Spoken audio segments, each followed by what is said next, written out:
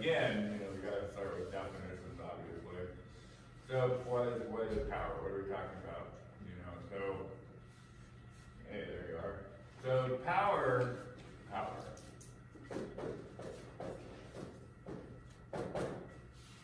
Okay, so if you look power up, in your lovely Webster dictionary, you're going to have like a bunch of different kinds of definitions for it. So if we start with physics, so in physics, one of the definitions for power is the ability to do work.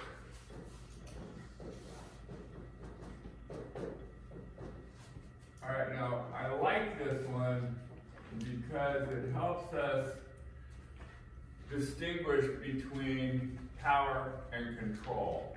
Because in the world out there in the real world, they tend to equate the two. They'll say things like, he wants power and control over you, right? So they'll equate power with control. And as we've noticed in the past, control is about a list backed up with a reward punishment system, right? So I'm going to get you to do what's on my list, by either rewarding you for doing it or punishing you because you didn't do it. That's what control is. So again, it's neutral. We talked about that as well. So what we kind of like about control is that self-control. I give myself a list. Yeah, that's fine. As long as you aren't cutting on yourself for the punishment part.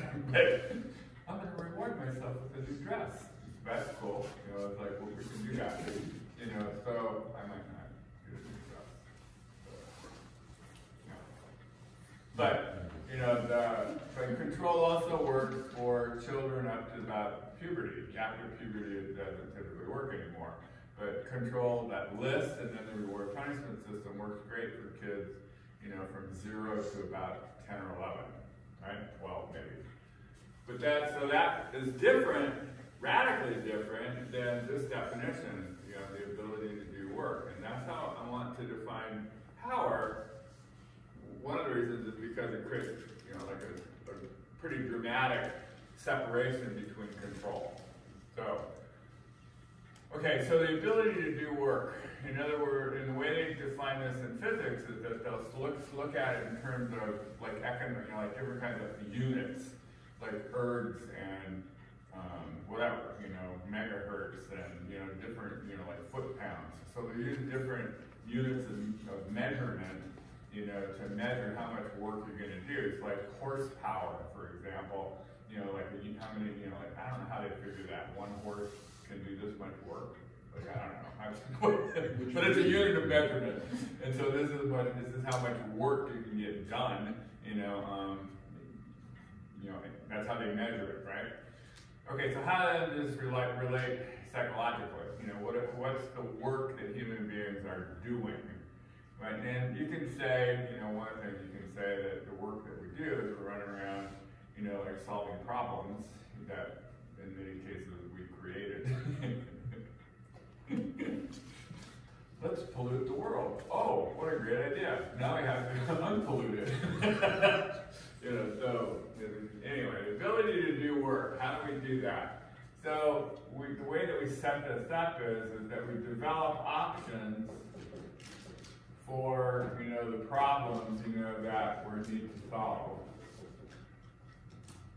That's one. So let me give you an example. So let's say I'm not a mechanically minded person, then I'm driving down the road of life and I have a flat tire. And so I go, crap, I have absolutely no options except call the mechanic. Or call AAA, or call somebody to come fix my car, because I don't have any options, right? So I feel then powerless. You get to that distinction, right? So when I feel powerless, it's because I have no options. So the development of power then has to do with the development of options. And we'll get to what that means in a minute. However, there's also a second piece here. So let's say, like my car broke down because I've got a flat tire. I know it needs to be done, like somebody needs to change my tire, but I can't exercise the option that I need to engage. Like I can't change my tire. I know what option needs to happen so my car is going to be fixed, but I don't know how to do it. So there's two parts then to the ability to do work for human beings. One, I got to develop options for the problems I'm solving, and then secondly, I have to exercise, I have to be able to make the option I've chosen. I got to make it happen. I got to change my tire. So to the degree that I can do that, I feel powerful. With me?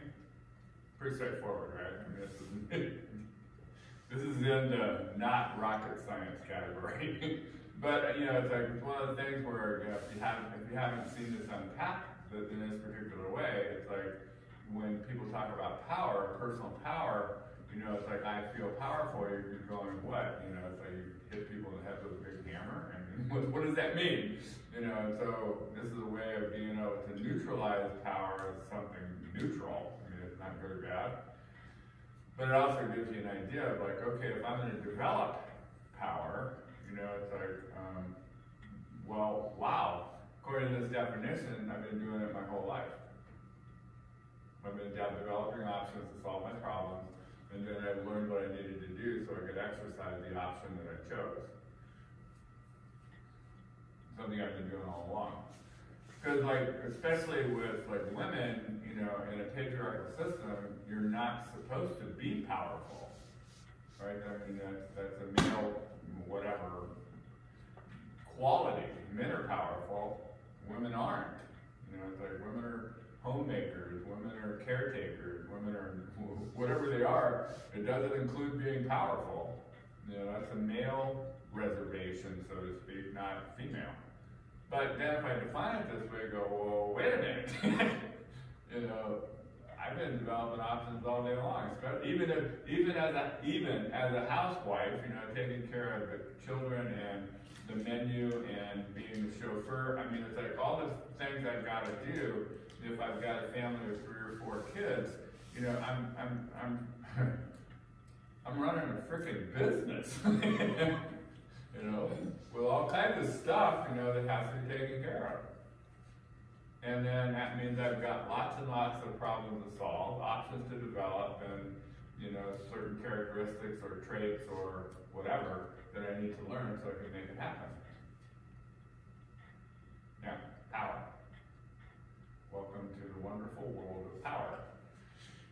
So, I mean, just keep with the gender stuff for a second, you know, it's like, so, I don't know, somewhere probably, you know, like the turn of the last century with, you know, the feminist community started began forming, but they sort of were forming around the Temperance League and all this other stuff, and then voter rights and whatnot, you know, the ability, you know, like, you know, because the only state that actually included voting rights, you know, equal rights in that sense, voting rights for women, weirdly enough, was like Wyoming. You know, it's like, how did they do that? And it really, you know, it was weird. I mean, all the other states, you know, when they were formed, you know, didn't have voting rights for women. Well, Alaska did because they were formed their state quite a bit later. But so there was like the whole push for voting rights. There was push for temperance, you know, and prohibition, which didn't work out. And then there was Rosie the Riveter, you know, in World War II. And then when the pill, you know, came into existence, you know, in 1960, 61, somewhere around there is when, you know, the pill came into existence. You know, you got the birth control pill. All of a sudden it exploded, you know, the whole civil rights movement and, you know, women's rights movement, anti-war movement, the whole hippie revolution was, you know, it all sort of like a perfect storm. It all came together, you know, at the same time.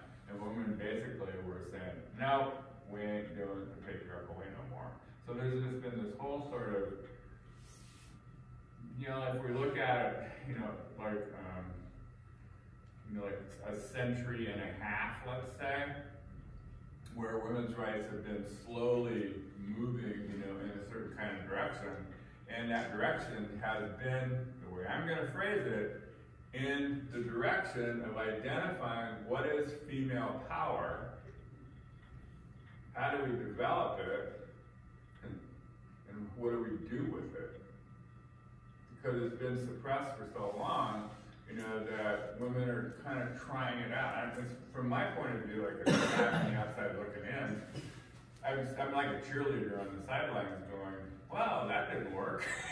You know, so try this instead. So it's been like this pendulum goes back and forth. You know, it's like, you know, went from burning bras, you know, in the 60s, and if you get married, marriage is just legalized prostitution. I mean, that was like one of the phrases in the 60s. You know, yeah, the good old days. So that swung the other way. You know, it's like, no, you want to go and have kids and do the whole family thing, go for it, girlfriend. You know, it's like, and all you that don't want to get married and have kids, fine. You know, go be career people. That's cool too. So there's like, all of a sudden, like, women have all these options, you know, on how it is that they can develop their unique power, which is really cool from my point of view looking in. Because I don't feel threatened by female power. It's different. It's yin power. It's like, it's not yang power. I don't feel threatened by it because it's not male power. So I can sit out here and go, wow, look at this power that you have. It's so different from mine. How cool is that?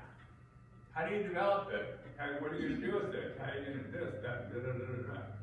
You know, so it actually is kind of a fun, I think, not only intergenerational dialogue, but also like intergender dialogue. You know, and so the men who are not threatened by female power, you know, we get a kick out of watching women grow. I mean, it's like, wow, you know, go for it. Okay, that was a little aside, like a little female aside. We'll come back on track here. All right, we got a basic definition going, right? Okay. So, now the fun, you know. We're going to postulate that there are 4 different categories or kinds of power. And, you know, it's like you develop power, you know, in these 4 different categories, and we'll talk about what those are and how they work and what you can do in each category. To make it make sense, and so you can have like a way of conceptualizing this without, you know, like having to kind of memorize what it is that I'm talking about. I'm going to use the chakra system in yoga as a way of putting this, you know, like creating like a framework so that you can hang ideas, these ideas that I'm going to give you, you know, we can hang it on that system, and then it's easier to remember later on down the road, okay? Does everybody know what I'm talking about with chakras and everything? Yeah. Yeah. So chakra is Sanskrit for a wheel, right, or a vortex. And so in the 7 major chakras in your body, there's one there, like the base of your spine is one. In like between your hips, like here, you know, is the 2nd chakra. 3rd chakra is solar plexus, like here. The 4th chakra, crap, I'm running out of room, is the heart. 3rd eye point, no, like the throat, sorry, then the 3rd eye point, and then the crown of your head. So, base of the spine, you know, like, you know, pelvic floor, solar plexus, heart, throat, 3rd eye point here, and then top of your head, crown chakra. Okay, so you can look this up in yoga, and you'll get like, not what I'm going to talk about, but you'll get something that's really pretty complementary to what I'm talking about. Because I'll talk about, so each of these chakras is a vortex. And what happens in yoga theory is that down here, you know, like in your coccyx, you know, like your tailbone area, two serpents are sleeping. And the name of the serpents are Ida and Pingala. And those are the Sanskrit terms for yin and yang, right? So male and female. And so what these serpents do in Kundalini Yoga is one of the ways that you awaken the serpents and then get them to rise up, is that they kind of come out of the tailbone and they start going up.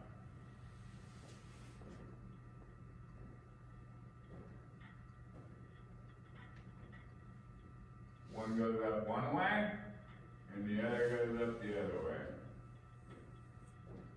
And they crisscross. So every place they crisscross is where a chakra is. It kind of creates the vortex. And so each of these chakras then, energetically, are in charge of a different part of your body. So one of the ways that you can think about this, if you got like any kind of like training in anatomy, is like so you got your brains up here, your spinal column sort of goes where it goes. But it's like, how does your brain control all this stuff down here? Well, it may have little mini brains, like your solar plexus is like a little mini brain, and then there's a heart plexus, and then there's 3 or 4 different plexes, that are formed by the wires in a sense. Your spinal cord comes down, and then this stuff comes out and forms these little mini brains that control different, like your heart, your lungs, your digestion, and everything else. Right, so there's so that's reflected then in the chakras, and so it reflects what the body is actually doing. So we'll say then one, your first chakra controls your body. Second chakra has to do with your emotions. They will, if you look this up in yoga, they will say the second chakra has to do with sensation. Right, and so I'm going to say, okay, we're going to use emotions. This is the way. It's also sexuality, but it's like we're going to use emotions to sort of keep it simple, right? So, but you'll get a way more expanded version of this if you study it from a yoga perspective, or Ayurvedic perspective. So it's like, so we got body, emotions, solar plexus, mind. Heart is one of the ways we look at the heart. Is a bridge. So the heart bridges these with these, but they also bridges self to others, right? And so that's like one of the aspects of what the heart does. Fifth chakra, throat, is going to be higher mind. And what is higher mind? Well, higher mind, we can say, has to do with your authenticity. It has to do with the truth of your being. So higher mind would be, in a sense, like your truth. And that would be a way of defining authenticity. So if I'm going to be authentic, what does that mean? Well, I show up. And I'm truly, who it is that I am when I show up. I'm not pretending I'm somebody else. Okay.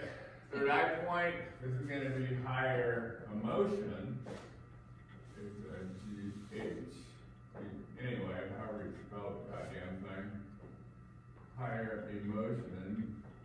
And what is higher emotion? Well, intuition.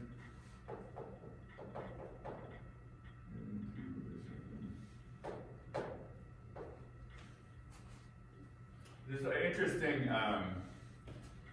Like when they talk about the third eye opening, it's like when the third eye opens, what does that look like? So this is kind of a funny little story. But like when this, okay, so imagine like this eye is like opening, all right? So it's like just like this, it's just barely open. Well, what happens is that the intuitive light shines through and it creates horns. Horns of power. Where we heard that one before. I'm sorry, I couldn't help myself. But that's like, mythologically, you know, that's what the horns of power are all about.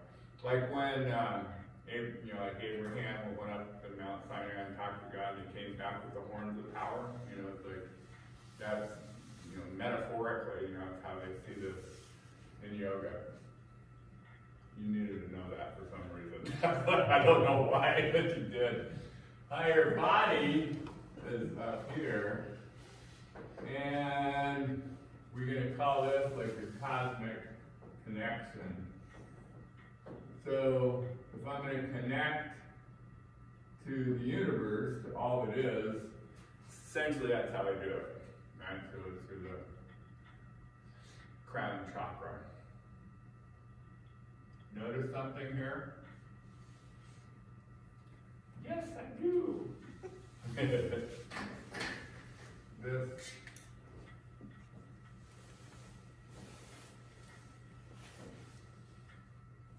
So higher body, lower body, or we can say this is your ego self, and this is your higher self. And when they're grounded and connected together through this heart chakra, you're in balance. And that's Yoga 101, right?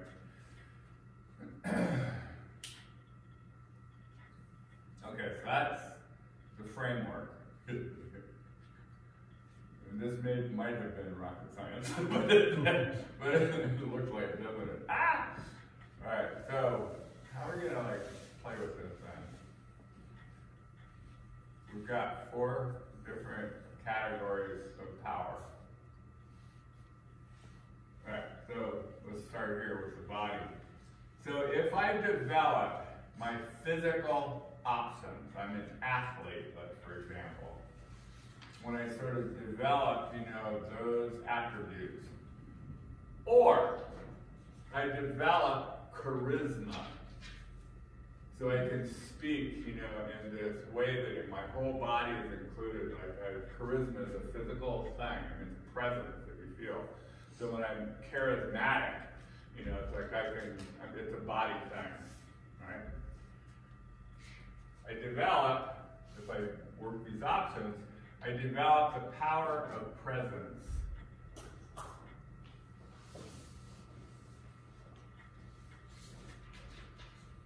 Okay, so I'm an athlete, so it's one of the powers I developed over the decades. So one of the things that I consciously do is that I cancel this. You know, I cancel this, I sort of pull this in, you know, kind of into my center of gravity here, the dantian. It's like I pull it in so that I disguise this power of presence for a variety of reasons, right? But if I sort of let it sort of come out, or if I stop disguising it, and then I walk into a room, there's like a bow wave. So you can feel my presence. You feel it? I'll pull it back in. It can be distracting. And you'll see that with athletes and, you know, charismatic people. It's like it's distracting being around them because just their presence is almost an assault. It's a kaboom, you know, it's like you just get nailed with it. Okay. So power, once again, is neutral. You can use it for good or evil. But one of the things when you develop the power of presence, the way you're going to do this, in my view, this is an ethical thing that I'm going to claim as my ethics, you know, so make sure that I'm making that caveat. To us in martial arts training, is developing physical power is what we're doing. We're learning options. You throw a left punch at me, I got a bunch of options. You throw a right punch at me, I got a bunch of options. You throw, you know, a kick at me, you put me in a hold, you knock me on the ground. It's like it doesn't really matter what you do to me physically because I have options that enable me to solve for that problem. Power then is a result of developing those options. Physical power. you know, it pumps.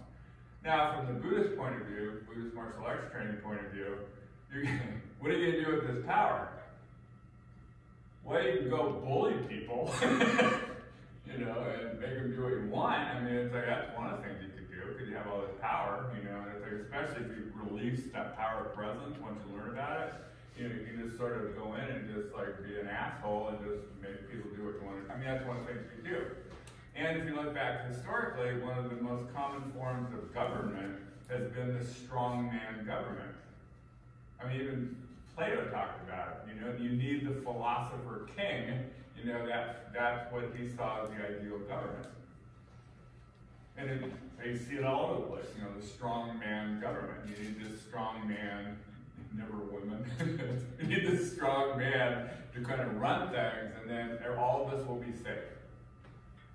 Well, right, you know, it's like, that's how much nonsense that is, right? Okay, so, from the Buddhist point of view, the Buddhist martial arts point of view, this is like one of the tasks is to like find a way, you know, your way, to being able to use this power rightly.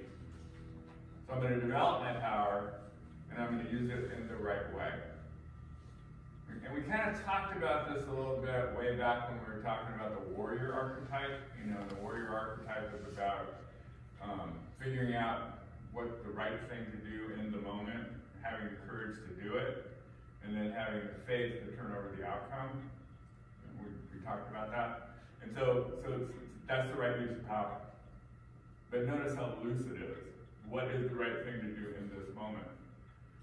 I gotta intuit that, you know, like to some degree, you know, and so, but then once I've intuited it, you know, it's like I know this, and that comes from your body also. Your body wisdom kind of knows the right thing to do this moment, and then you go, oh, okay, that's what I need to do. And you don't really second guess your body. Yeah. Power of presence, got the idea? Pretty cool, huh? Okay. So these models, we see fashion models, they have that power. Yeah, to develop, again, it's a physical presence kind of thing. It's like fashion models are athletes in their own way. Yeah, so they've got to stay in shape, and they've got march they do down the runway. Have you ever tried to do that with 8-inch heels? I know! It's like, I had one of the Kung Fu students I had for a while, that's one of the things that she did when she was in college, was a model. You know, I said, how the hell do you do that? She goes, you gotta train. Because boom, you know, it's like there's this whole hip thing that goes with it. And they're walking on they're walking on a tightrope. You know, it's like, because every foot goes right in front of the next foot, you know, and so anyway, models, yeah. Athletes everywhere. Okay, you got that idea? Okay. So, one of the examples I use for that higher mind or higher body, like cosmic connection, you know, seventh chakra, would be Martin Luther King.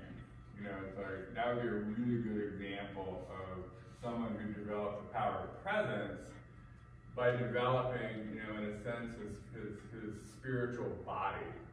Like his, you know, that would be like a good example of this, you know, like what I'm talking about here. Like the other side of it. This is kind of straightforward, you know, work. But if I'm an aesthetic, I'm a monk, like somebody that studies, you know, like the scripture, and I'm busting my ass, you know, trying to be a good person according to whatever spiritual tradition I'm a part of. That work on my spiritual body pays this same kind of dividend. I end up with power of presence.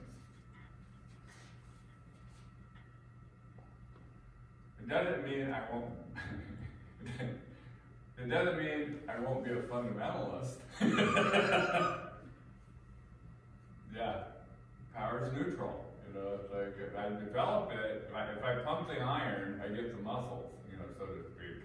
If I do the work, I get the power. The universe doesn't care. That's kind of scary, isn't it? The good news, bad guys are usually lazy. That's the only good news they got for you. We see that a lot when we're doing women's self-defense classes. Well, what about this? What about this? Don't worry about it. Bad guys are lazy. So, okay, emotions. So, if I become like emotionally, whatever, mature, I'll use that term. All right, so I develop my ability to process, understand, you know, identify, process, and work with my own emotions, right? So I have that emotional maturity, or the emotional intelligence is another term that's used pretty frequently now. You know, I start developing those options, like I end up with emotional options. I develop also my intuition. There's ways of developing your intuition. We can go into that if you want later on, after I get all this out of the way. But developing your intuition, like one of the ways we talk about developing intuition is they typically use the term awakening intuition. That's one of the ways they phrase it. So it's because it's like awaken, you know, the third eye point, like when you awaken your intuition, and then you develop your intuition according to certain, whatever, rules, you know, or a certain curriculum. Okay, so let's say I do that. You know, I develop all this stuff. That creates what we call the power of position. Right? What does that mean? Positional power is kind of a function of being a natural leader. Okay, so think about the natural leaders that you've known in your life, because they're around. What made them natural? Because they weren't natural leaders. There's nothing natural about it. It's something that you develop. You know, it's like there's nothing like being a natural athlete. You got to develop it. You might have whatever some genetics, you know, that make you a better athlete than somebody else, but you still have to develop it. So what makes a natural leader? What are the component pieces? If you think back, they're trustworthy because they operate in this emotional milieu that's congruent. Like, in other words, congruency, when we talk about like the human condition, is like my body language, my affect, my presence, and my words say the same thing. That's congruency. So when I'm congruent, right, and then it's like I'm speaking, you know, like my truth in that sense. I'm speaking from my heart. I'm speaking in a way where I'm emotionally, my emotional self and my like intellectual self are kind of doing the same thing. And that's what kind of, because I present that way, I'm going to be trustworthy. You're going to trust me. Because I don't have any kind of hidden agenda going on. I'm not trying to manipulate you. I'm not guilt tripping you. I'm not like, you know, I'm not bullying you. I'm just, here's the story, guys. This is what we got to do. I'd like you to do this and you to do this. And it's like, and if we work this together, it should be done by noon. What do you say? Boom. Okay. I can do that. Get it? That's emotional maturity. You know, so good bosses that you've had in the past, they exhibit this maturity, so to speak. And it's like they have that sense like they're just natural leaders, and people like to be around them, they like to work for them. They know they're going to get treated well. You know, they aren't going to be cheated later on down the road or whatever. All of us have worked for the opposite of this is what we call the tyrant victim. There's a little aside over here. So, tyrant victim. So these are the people you'll find in corporations, big organizations. I don't know, it's like, it seems to me, it's about like somewhere in the area of 15, maybe 20% of the bosses that you have in bigger corporations are operating from this tyrant victim archetype. So when they're talking to you, it's you know, and then when they're dealing with, you know, the bosses and whatnot, but they made me do it. I didn't do it. It's all my group all what did this. Yeah, tyrant victim. Yeah. And they're little prima donnas, both male and female. They create their little kingdom. They don't let any in. And trying to get out of one of those things, you know, like trying to get promoted out or any of that, forget it. You know, it's like, this is crazy. So, these are the people you want to avoid, tyrant victims. A lot of the people I see from often EAP referrals, you know, Employees Assistance Program referrals, you know, they come in for like 3 to 6 sessions. Like probably about half of them, this is the problem. My boss. I can't get along with my boss. And I went, let me guess. He or she plays tyrant and then victim. I go, how'd you know? Yeah. Okay. That's not positional power. You know, that is codependency. And I'm over here going, the other term we use for this is abuser victim, right? So abuser victim, and then you're supposed to rescue me, or the boss will rescue me because the boss is my dad. Yeah, so we got the whole codependent game plan, you know, in the corporate world as well.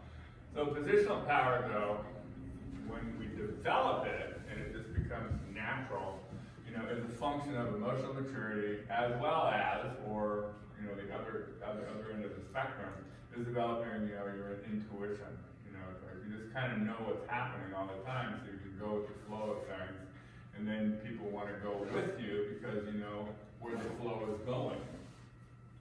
Right? Okay. So that's power position. 2 now.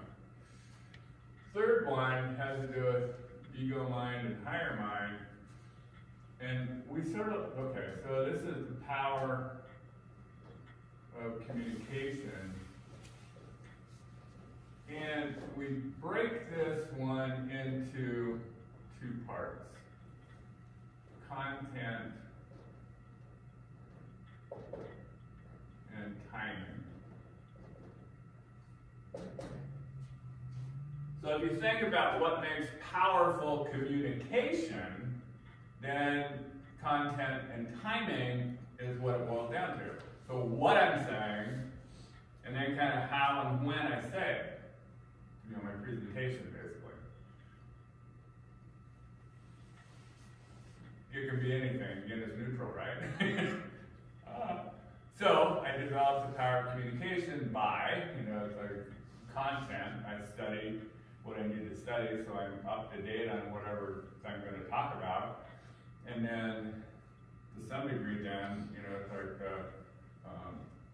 that ability then to stand in the truth that I know. So I study so I know the truth of a situation. Then I can stand in that. Okay. Content, timing, I communicate it, and you go, whoa, dude, I never knew that shit. You're so cool. Power of communication. Yeah, that's probably the easiest one, you know, to think about. And it's some level probably the hardest one to develop. Because this is like, you know, one of the things that I did when I was in college, when I first started college, so, you know, I'm in junior college in California, they were cheaper. And so I'm riding my bicycle at 19 years old because I didn't have a car. And I was the only person from the school I went to that went to this college, so I'm all alone. And so I've got to find a girlfriend, So I took, you know, acting, and I took college choir. Figured, you know, I could go find a girlfriend there, and I only have these gay guys to compete against, right? That was my thing. thinking at 19 on my bicycle, and hopefully the girlfriend I found had a car, right? That would have been technically better.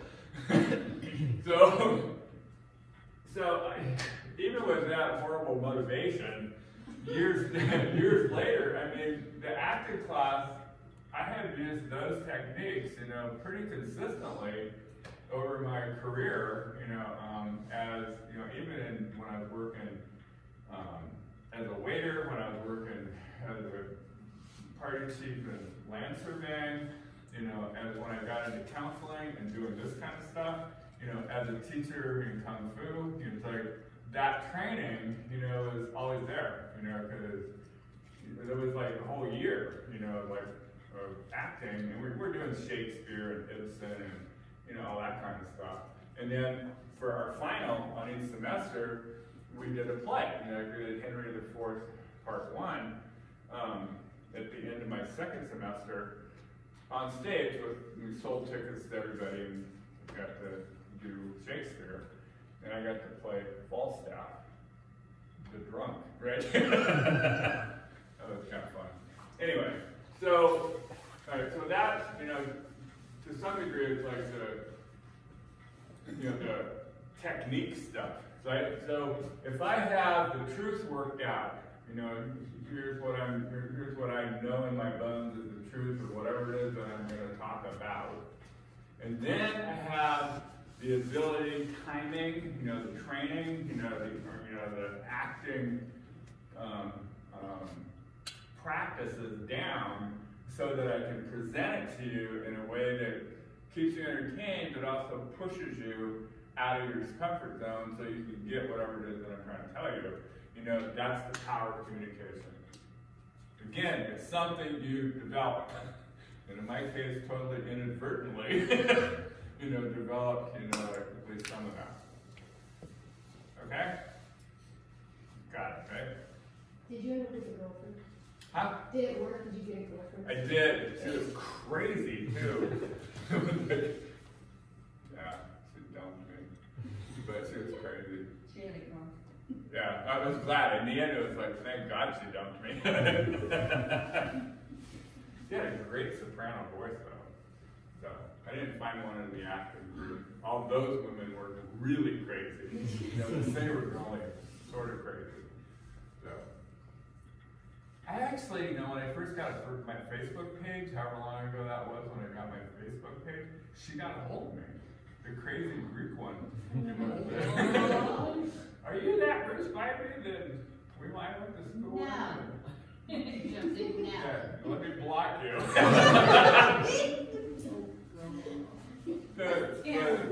She found the Lord, you know, it's like, I'm good. I'm glad you found something. So. And I know, it's like, oh, that's good. terrible. At least she didn't send me a friend request. So, alright. Alright, here's the promise, you know, that goes with this development of power thing. The promise is, it's sort of one of those, whatever, spiritual promises or whatever we want to call it. You know, the universe will support anybody that develops power. The more power you develop, the more the universe will support you. And it doesn't matter, good or evil. Hitler, yeah. Oh yeah. Yeah, he developed these powers, you know, and sure enough, you know, he got supported until he got took down. So it's, again, the universe doesn't care. It will support power. So what is, oh, you're still on number 3? That was number 3. Yes. So the universe will support these powers. Okay, the 4th power, okay, so I'm going to get to that. So let me stay with this for a minute longer. Okay. So the universe is going to support it, right? So what is the best thing we can do to save the world, the hippie ideal? You develop your freaking power. That's what, I mean, that's what you got to do. You know, it's like, this is the inside-out job. I mean, it's like it's all inside. I have to become the change I want in the world. So what does that mean? You know, it's like that's one of those nifty little phrases that you run into from time to time. You need to become the the change that you want to see in the world. What the fuck are you talking about?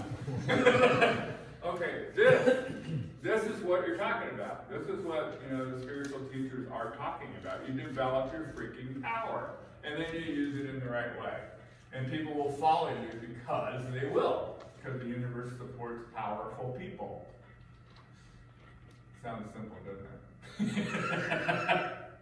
And again, this is the not rocket science part. You know, this is where, okay, now I know what I need to do. Then it's like, okay, well, how am I going to do it? What am I going to do? Blah, blah, blah, blah, blah. Well, that's where we're back to what powers do you want to develop and how do you want to develop and what suits you as a human being. You know, what are your talents, what are your interests, all that stuff.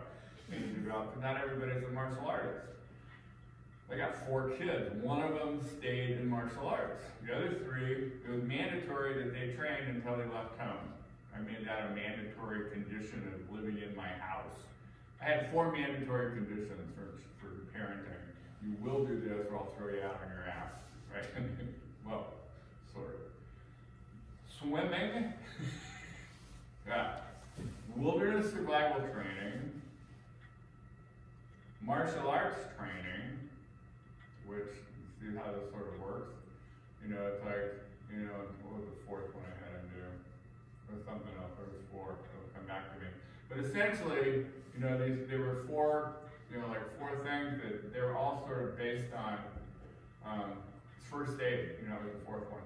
It was all based on Maslow's needs hierarchy, you know, so if you can survive in the world, everything else is great.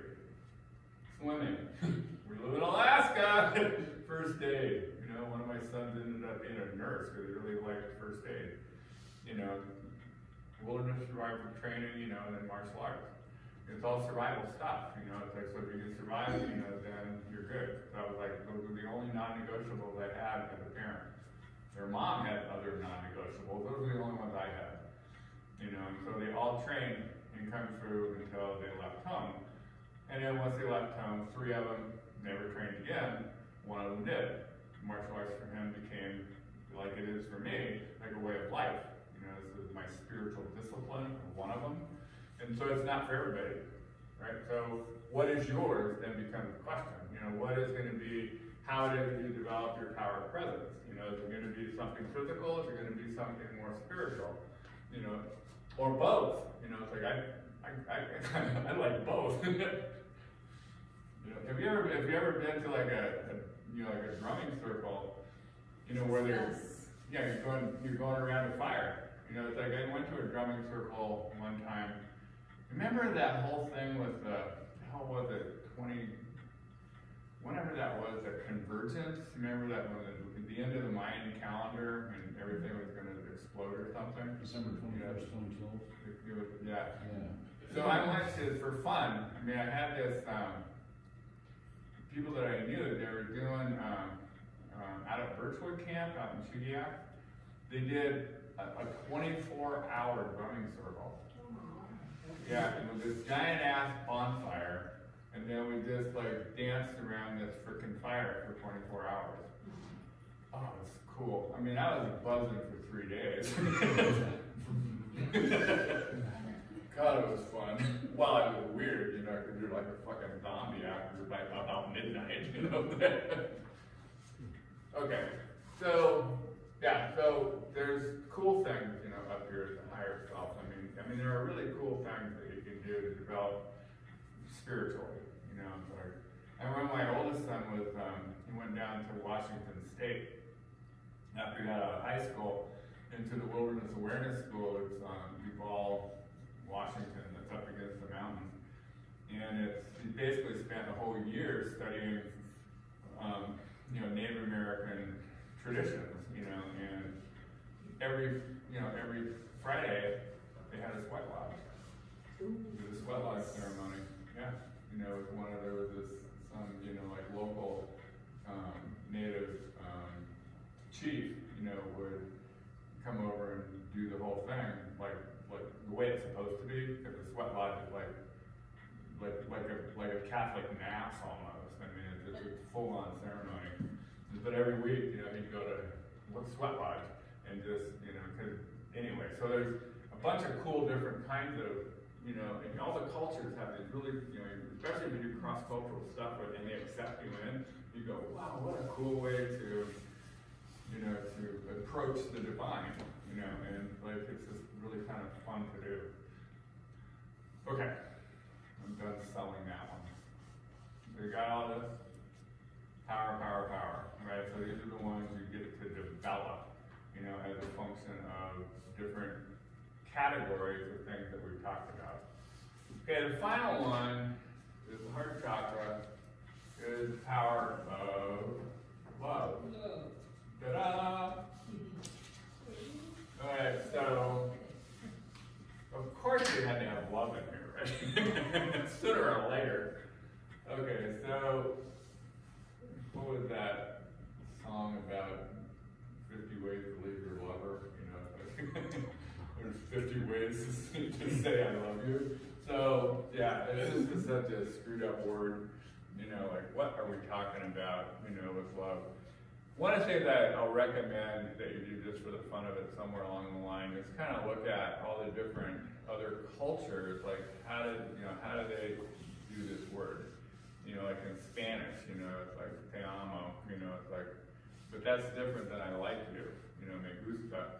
So there's different ways, you know, that the word love gets defined or used in different languages, and so it's an interesting exercise to see all the different ways, quote unquote, love gets, you know, like played around with and defined, right?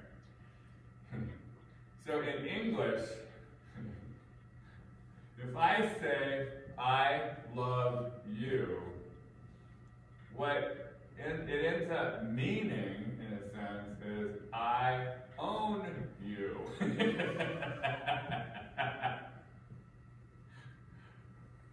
So let me put it this way. If we use love as a transitive verb, remember this from 6th grade grammar? No. Transitive verbs take direct objects. I hit you. The energy transits, right? So when you use a transitive verb, you're transferring energy, right? I own you, you know, ends up then being a transitive verb.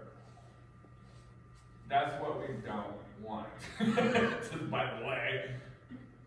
So what I'm going to have you sort of think about the power of love is love as an intransitive verb. In other words, the energy stays with me. I sit down. That's an intransitive verb, because the energy stays within me. Right, so what are we talking about with that one? You got the difference between transitive and intransitive.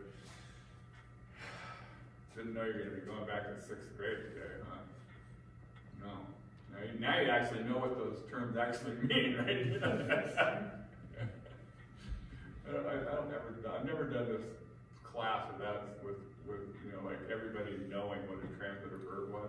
You know, like, what are you talking about, dude? I go, let's go for the big one. You know what a gerund is? No, never mind. So.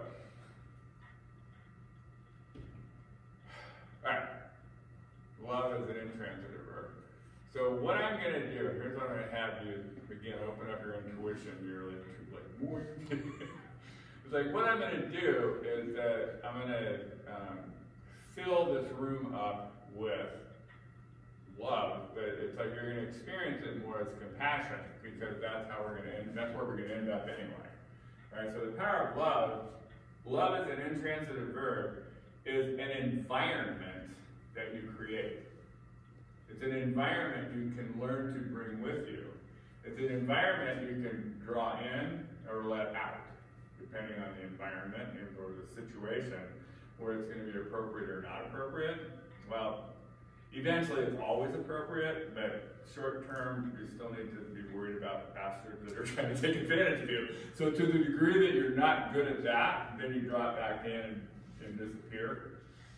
Okay, so if I sort of let this flow out, you know, and create like this environment of compassion, essentially all I did was opened up my heart chakra and channeled God's love, however you want to define God's love, the chi field, you know, the energy of the universe, whatever, you know, it's like we don't really have terms for it that actually can capture it. So we have these metaphors that sort of work. But I just did that. You can feel it. You know, the energy changed. Maybe not dramatically, but it changed enough where if you're sensitive to it, that you picked it up. It's like, oh, this feels nice.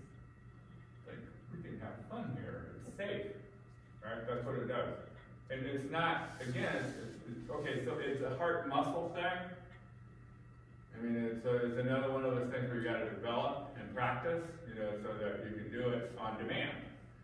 And then you can close it up. And then, like, now I'm not exuding, you know, like anything, I'm just sort of neutral. Okay, I'll open it back up. Sorry, much better place. You know, and you notice the way that I did it, well, you may have not noticed it, I'm going to point out what I did. In both cases, when I sort of let the presence, you know, power of presence, when I let that loose, and when I just sort of opened my heart chakra to let loose, you know, the compassion stuff, in both cases I did it on an exhale. Notice that? Yeah. Why? Why do you think that is the way that I do it?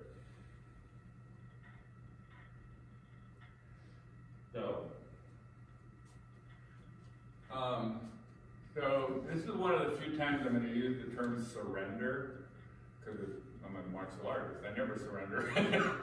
But that's it. I just surrender. You know, it's like it's a surrendering. I surrender my ego. I surrender to the divine. I surrender, you know, and let myself be used as a channel for whatever. Right? So that's, I let it go, and I surrender. So it's really a vulnerable place, and that's what makes it difficult to learn or difficult to practice.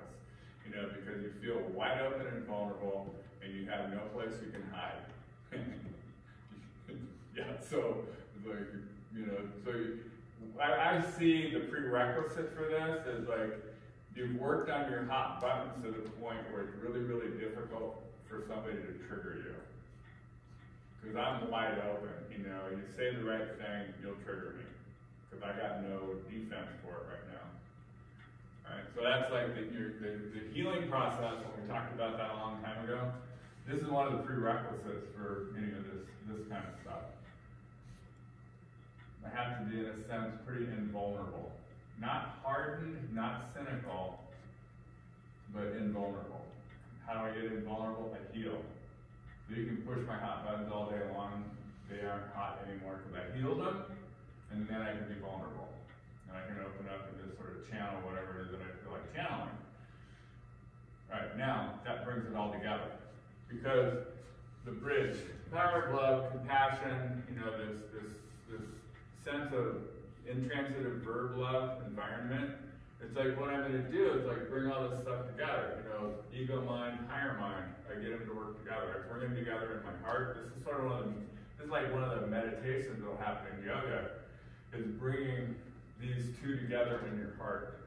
You bring them together in your heart, and you have them kind of work out their differences. You know, it's like your ego mind, you know, and your sense of authenticity, are they on the same sheet of music? Typically not. You know, because my authenticity is something I gotta hide, because otherwise I'll get into trouble. You get what I'm saying, right? And so we do the same thing, you know, it's like, so my emotional self, you know, ego emotional self, you know, and my intuition, are they on the same sheet of music? You know, it's like, do I value them in the way that they need to be valued? Do I get them to work together? You know, like, because one of the things, if I've got hot buttons, this is where it shows up. I get this emotional boom. My emotions will, you know, trigger me. I'll be triggered. I'll be filled up with something. Typically, my intuition will be telling me, okay, you know, it's like, you're safe, everything will be fine, you need to leave. And your emotional self is going, no, I need to rip his balls off. So, yeah. And my body's doing one thing, you know, like chasing after women at college. And my higher self is going, no, you don't need that distraction, you need to study meditation, whatever. Got it? Fun, huh?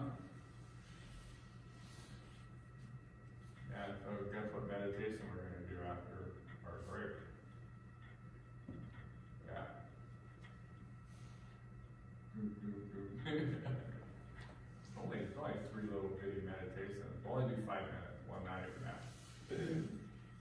But we'll take a break first. So you got any questions about this, the didactic part of this, you know, the informational part of this? This is all pretty straightforward. Did you say love is an environment? I'm going to use love to create an environment. Oh. That's why it's an intransitive verb. I'm not hitting you, you know, I'm sitting down, and then I'm just creating this environment around me. Okay. And I can expand that environment to include anybody I want. You'll see this, you know, most frequently or most easily. You'll see this with,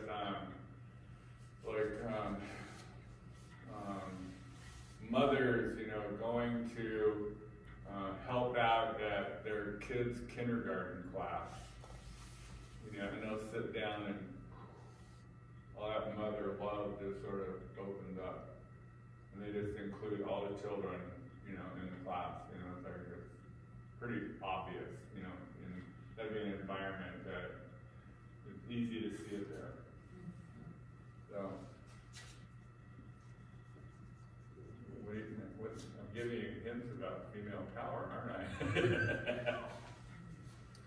Yeah, female power is like really nurturing, you know, it's a nurturing power, you know, but it's also protective, mother bears and all that sort of protective stuff, you know, but, you know, and it's also, it has it like harmony, you know, it's like, you know, female power is like, it has, you know, it's having the ability and the power to create harmony. You know, it's like, so that's like 3 of the elements, you know, of female power. I got on a female tangent again. So to me, that's a lot of power. A lot of power. You have to be very mindful how you use it. Yep.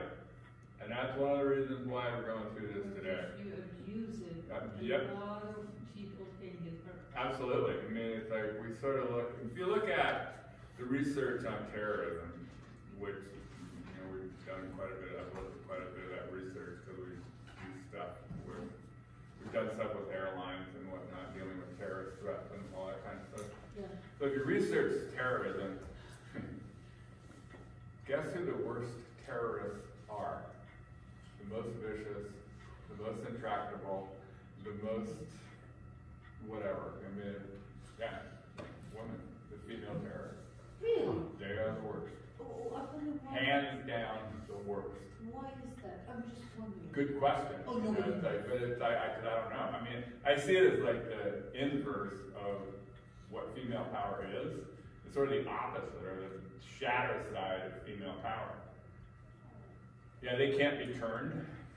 And there's this story, you know, that I heard when I was researching this stuff, and maybe I read this story, I forget now, it was a while ago. But they, there's down in South America where this ambassador got kidnapped, and they're holding him hostage for whatever reason, right? So it's an American ambassador. So they do a lot of hostage training with ambassadors and other, you know, like people that are, you know, foreign service and whatnot. And so what he did during this period of time that he was being held hostage was the same guy was bringing food every day, and he'd make jokes with this guy.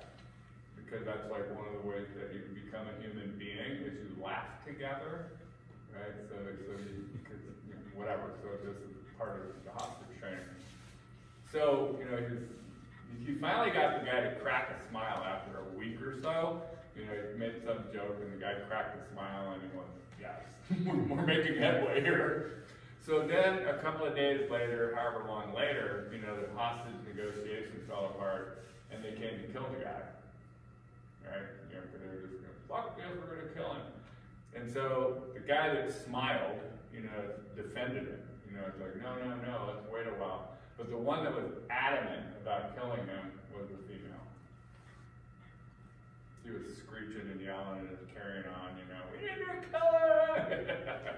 They get pretty fanatical. Yeah. It's interesting research, you know, so, I mean, yeah. So I'm supporting what you're saying. You know, the inverse, you know, of female power, the shadow side of female power, it's the black widow. You know, it's like, you know, eating the head of their mates. I mean, you know, it's crazy, violent, and destructive. You know, so yin and yang, healthy shadow. So always that stuff is there. And that's like one of the things that I think that men that are afraid of female power, that's really what they're afraid of. They're afraid of the black widow thing. Males You know? have that same power though, so that's Yeah. really different. Yeah. And then they try to control you so you won't become. Yeah. So I mean, a lot of the women that I've dealt with in domestic violence treatment were these incredibly powerful women that got sucked dry by their abuser. Yeah. And so that's like another aspect of power dynamics. Okay. So good questions. Anybody else? Like pretty straightforward. Okay. Race to the top.